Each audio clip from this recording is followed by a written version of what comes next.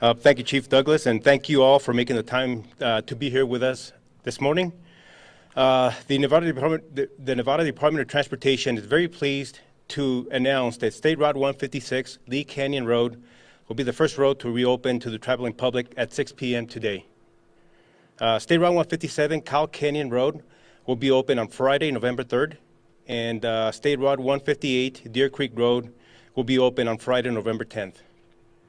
These three highways endured significant damage during the flooding caused by Tropical Storm Hilary, and despite the numerous challenges in planning and construction, the emergency repairs for each road will be completed on schedule. NDOT extends its gratitude to the Mount Charleston community. Thank you for your patience. We also appreciate the valuable collaboration efforts with Mount Charleston Fire Department, Clark County, the Nevada State Police, the Metropolitan Police Department, the U.S. Forest Service, and the Division of Emergency Management. Thank you as well to those who have worked on or who continue to work on the restoration. Thank you, Wholesome and Las Vegas Paving and your subcontractors and the many utility companies. Without your efforts of working long hours and putting our community's interest in the forefront, restoring of the Mount Charleston community would have been a much larger challenge for all of us. I'm now handing the podium off to Corey with the Las Vegas Valley Water District. Good morning. Thank you guys for being here today. Let me first say that I'm really appreciative of the opportunity to be here. Also very appreciative of the patience of all of the residents and appreciative of the partnership of all of the stakeholders here. Our work continues. We were able to make some significant progress this week in getting water service restored to Oldtown. On Monday, we were able to deliver the good news to residents that water service has been restored on Aspen, Yellow Pine, and Ski Chalet, or portions of Aspen, all of Yellow Pine and Ski Chalet. Our work continues, and right now we are working to restore water service to Aspen. Hopefully we'll be able to get that done through the end of this week into early next week. We'll begin flushing the system, connecting the homes on Aspen to the new pipeline, begin water quality testing this weekend, and hopefully have service restored into next week. So again, thank you for the patience of everybody in the community as we work to get the service restored and to continue to make significant progress. I will now introduce Deb McNeil with the U.S. Forest Service. Thank you, Corey. And good morning, everyone. I'm Deb McNeil. I'm the area manager for the Spring Mountains National Recreation Area, which is part of the Humboldt-Toyabe National Forest. And that is a mouthful. It is an exciting day, and I think you can all see that the partners, how much we have done. And I am excited to announce that we are updating our closure order, and that 99% of the Spring Mountains National Recreation Area will be reopened. Which is great news. And we will be posting that updated closure order with associated maps and some additional detail tomorrow morning. And it does go into effect tonight at midnight. Hopefully we won't have a lot of visitors out there though. We have been racing the clock, and I think the biggest picture here is the greater good of, we have freezing temperatures. We've already had some freezing temperatures. We have snow. So everyone working on all of this infrastructure and lands has been racing the clock and trying to deconflict with each other, which has been a challenge. And we have talked at least once a day with all of us for the past 70 days. And that's a lot. So I just kudos to all the partners, because everything is interconnected up here, as you know, and we're going to be open again for winter season.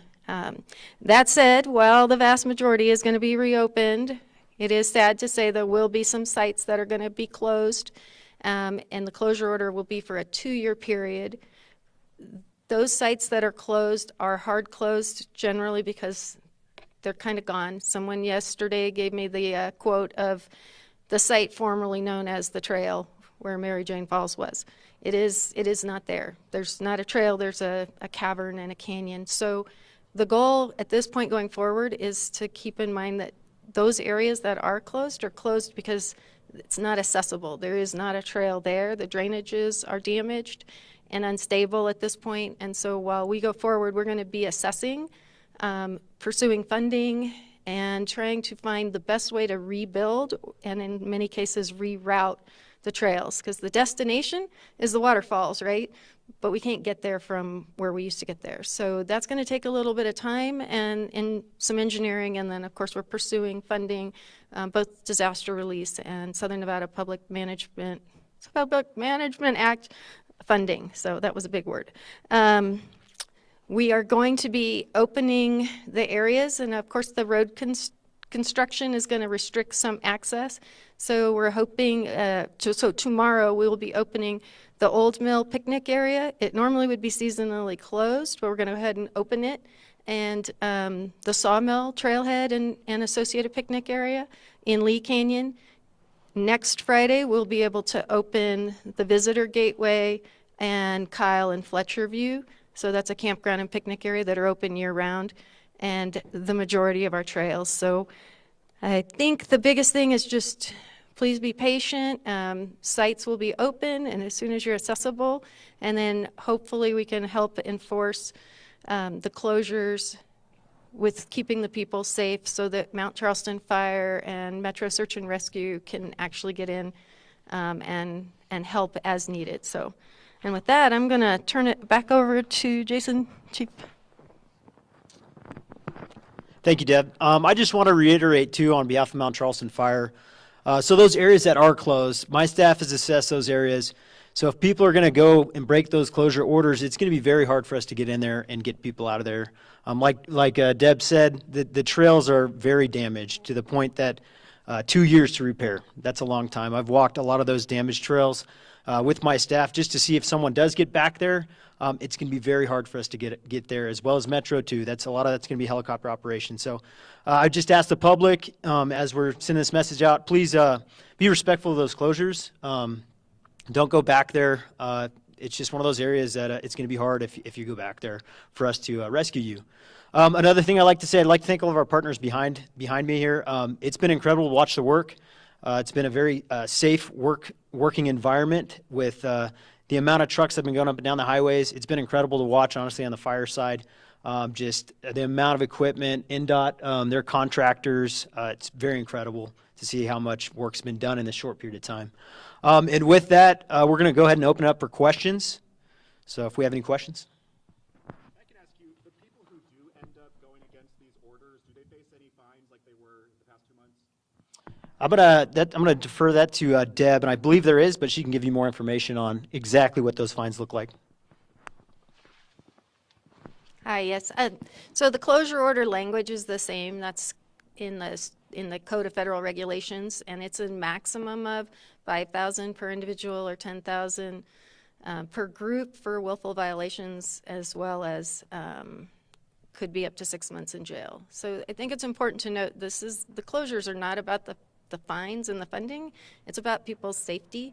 And so again, the having folks in there where you can't get to it. Some of these are accessible, they're wilderness, so wilderness by designation by Congress is not supposed to have any kind of human mechanized, motorized type things, so it's an incursion into the wilderness. For example, as we go in and we've cleared so many trails, but my folks have had to go in with crosscut saws. You can't use a chainsaw in a wilderness area. It's considered an incursion, and it's not. So in an emergency you can do that, but we try not to. It wasn't considered an emergency to open a trail, but we've had folks come down from other parts of the forest just to help us get those trails cleared so that those logs aren't in the middle and you actually have a safe way to get through. So again, the closure is for the public safety. It's not stable, and hopefully some of you will be able to see a little bit of those drainages as well. So thanks. The 2-year time frame to rebuild, how did you guys land on that? So 2 years is kind of the standard for a non-emergency order. When you first do an emergency and when we don't know, you do it with an open-ended date, which I know. And then at that point, we go to a 2-year closure, which seems firm. I will say there's hopefully some roads that are washed out, and that we think maybe by next spring, pre-fire season, that we'll be able to get in and repair. And then we're assessing and obviously going to, as we already have, prioritizing the popularity of the trail and the area to try to fix first what we could. So if it's not that much of a popular trail, we're you know, we didn't prioritize it. Thankfully, we've gotten everything that we can get open, pretty much open. And then we actually have some trails that aren't that popular that we went in and re-signed and added some trailhead signs and things like that so that folks have an option. You know, there's a 6-mile trail off of Lee Canyon that people don't really know about because it wasn't signed well. And so the Catchpin Trail, it's very great, high elevation and arduous. So hopefully we'll be able to send our visitors to places where they can go safely. My last question for you is, you said that you were going to be searching for funding over the next 2 years to rebuild, so how much do you think it's going to cost to rebuild those areas? My guess, because of the instability in some of the areas, is it's probably a $25+ million project. So the agency is going to pursue disaster funding that would come down. There's also road funding that can come in for certain roads, and then the SNPLMA, if anyone's from town knows, but the Southern Nevada Public Lands Management Act appropriation for both the Bristlecone and the Cathedral Rock Trail. So we're going to pursue funding from any avenue we can, but obviously funding is important, but also in some drainages, it's going to be hard to know how to rebuild a sustainable trail in an area that's still kind of an active drainage. And so we're not really sure where the water's going to go. We know it's spread a lot of material and it's alluvial, and we want to make sure that whatever we build next is something that'll be here hopefully for the long term. Great question. So starting on Kyle up, it's Cathedral Rock Trail, it's about 6 miles. Echo and Mary Jane Falls, and a portion of Trail Canyon that's a little confusing, but the portion that's accessible out of Kyle is going to be closed, but the portion in the wilderness is fine. It was up out of the drainage, so you can access it from a different section. Then the Deer Creek picnic area is closed. That'll be, once the highway's open, you'll see it's covered in debris to the highway, basically to the tables are covered in debris and rock, not just debris. And then going over on Lee Canyon, it's the Bristlecone Pine Trail, upper and lower, and Max Canyon Road and the associated dispersed areas. And then we have some roads that are here between us and Angel Peak that are generally off-highway roads, dirt roads, very high clearance level, but they are blown out with like channels in the middle of them. So those are closed, and the hope is we'll be able to get those fixed next year. So, and we do have these details, and we'll try to get you guys a map with an associated list for tomorrow. Like, will all those trails be closed for 2 years, or will it vary when they reopen? I'm going to say 2 years, maybe more, and I know that's not what people want to hear, and maybe a miracle will happen, but we're going to have to find another place for it. So it's like trying to get out of the drainage where now the water is going to come no matter what. We can't stop that from downhill. So putting it up and out, and that reroute is going to take some thought, right, and some surveys, and then the funding to rebuild it. So it's not as easy as even just going in and doing a repair like we have on the other trails. Okay. Anybody else has a question for you guys? Any other questions? Can I ask Corey a question? Yeah, absolutely. Good. Hi, Corey. Seemingly after the storm, some of the areas were very quick to get reconnected to water. You just mentioned that there's still an area or some areas that do not have water still. What's taking so long? Right now, it's Oldtown. Access was the biggest thing. We didn't have access to be able to get to where we needed to in order to be able to identify what the problems were in order to fix the problems. Right now, there are about 30 to 40 properties without water. We'll be getting those restored, like I said, into next week. Not all of those properties are occupied with homes, but right now it's about 30 to 40 people, and those are the last folks that are remaining to have water service restored. Perfect. Can you maybe explain why was it so much easier to connect the other areas? Again, it was access. Just the extensive amount of damage to Oldtown was really tragic, but there were large sections of pipeline that were completely washed out, meters that were gone, and so as we had access to be able to identify what the problems were, increased access to be able to fix the problems came along as well. So in the meantime, how have the people in that area been getting potable water? There's a water tank that's there at the near Oldtown where they are able to have access to water. We delivered bottles of water that were available at the hotel, and residents have, there's a hotel room where they have access to be able to take showers and do those things that we provided. Yep. So is the hope that all the water will be restored next week? Yes. We're cautiously optimistic.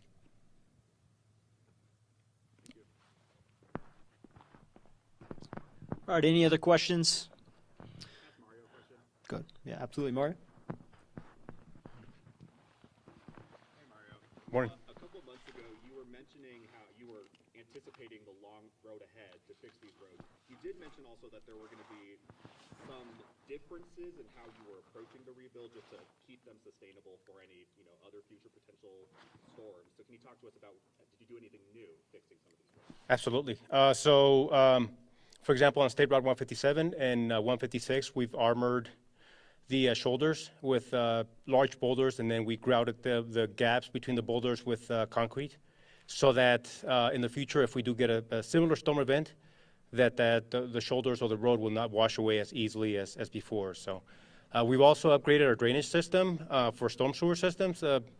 So instead of the 18-inch diameter corrugated metal pipes that we have used in the past that were existing there before from decades of when the road was built, we've upgraded them to 30-inch to 36-inch diameter pipes. So we are allowing for flows to be more freely through the area, flow more freely through the area, so that we don't get the whirlpools and stirring around and standing water that usually creates the damage on our roads.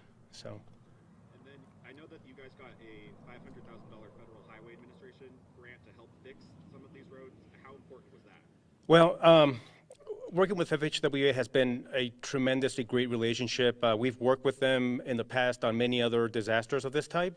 So right now we're compiling all of our costs, and then once we compile the cost, then we submit that information to the Federal Highway Administration, and then we talk about reimbursement. So there are some expenses that originally there's a cost difference between what was originally there, because they will only pay for that versus the upgrades that we've done.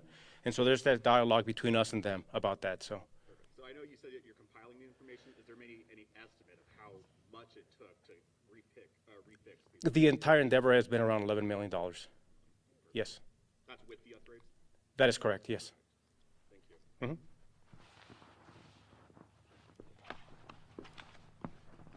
All right, with that, we're going to go ahead and conclude the briefing here. We're going to have Justin from INDOT come up. He'll go over kind of the details of the drive tour, I believe. Yeah, so for everybody that would like to get a tour of a couple of areas, what we should do is have everybody line up facing this way with their vehicles. We'll have the Forest Service lead, and then I will follow up at the end.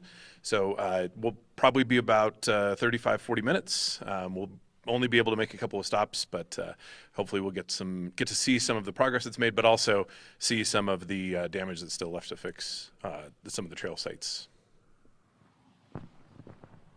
With that, I want to thank everyone for coming, and enjoy your tour there. Thank you.